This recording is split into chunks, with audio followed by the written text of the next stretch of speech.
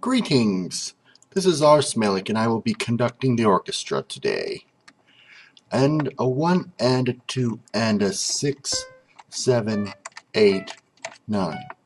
No, that didn't sound quite right.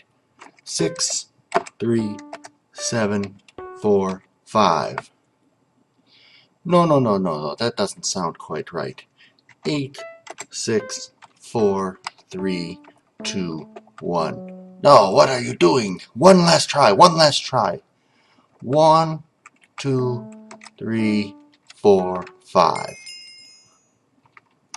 Greetings, this is Ron Smelik, and I wanted to just show off a little tiny invention I made. It's not the most complex. In fact, you can see to my right, your left, a set of command blocks attached to some redstone, and to my left, your right, you see a set of command blocks attached to some redstone. Okay, what this is, I call this my conductor lock, and it's actually two separate components. This section right here is a very simple fast clock connected to a set of testfor command blocks. And all they are doing is testing that I am standing in a particular spot and which of the hotbar selected items or selected slots I have. So if I click 9, the 9 lamp lights up. If I click 2, the 2 lamp clock lights up.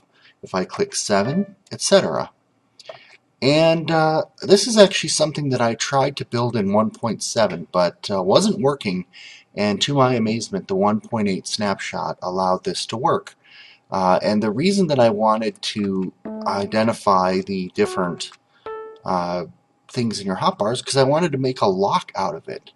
Now you've all probably seen simple 5-button push locks where you have to push the buttons in a certain order, and you've probably seen maps like the code 2 and the code 3 and complex and diversity, where you basically have to put a 5-digit code on a piece of paper with an anvil and put it in a hopper to unlock something.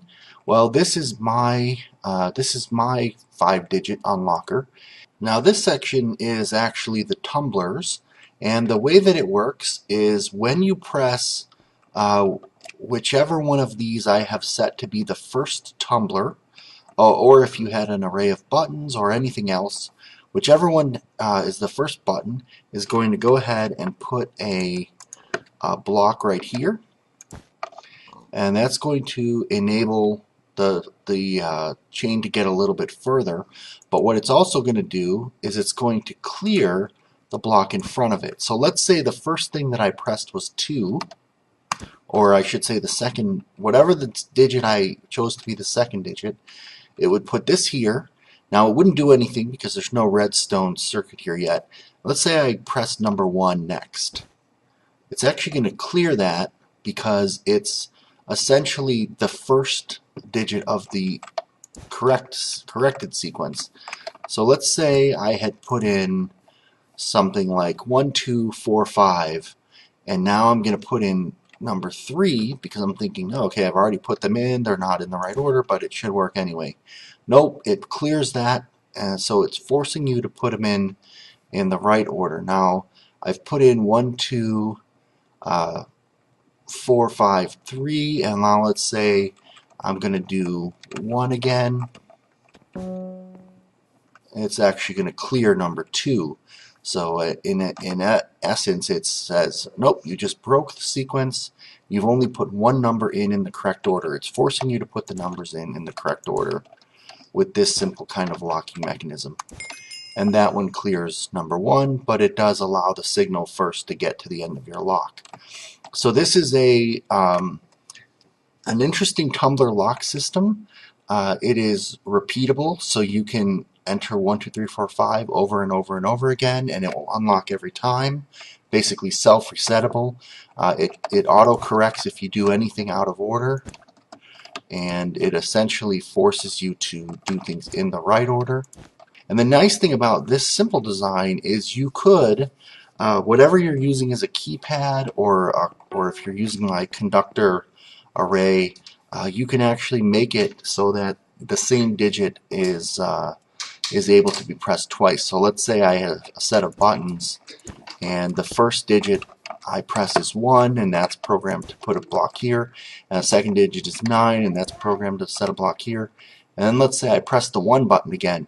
As long as your input can allow the second instance of 1 to go here, you should be fine.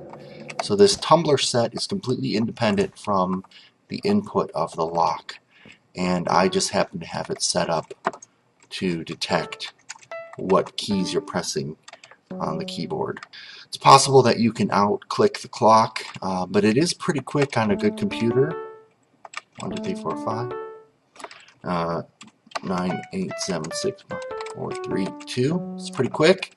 And it doesn't seem to create too much lag. So let me know what you thought about this in the comments. I think this could be applied to a puzzle map in some way, and I would love for you to subscribe if you want to see me creating more interesting things in Minecraft in the future. Cheers.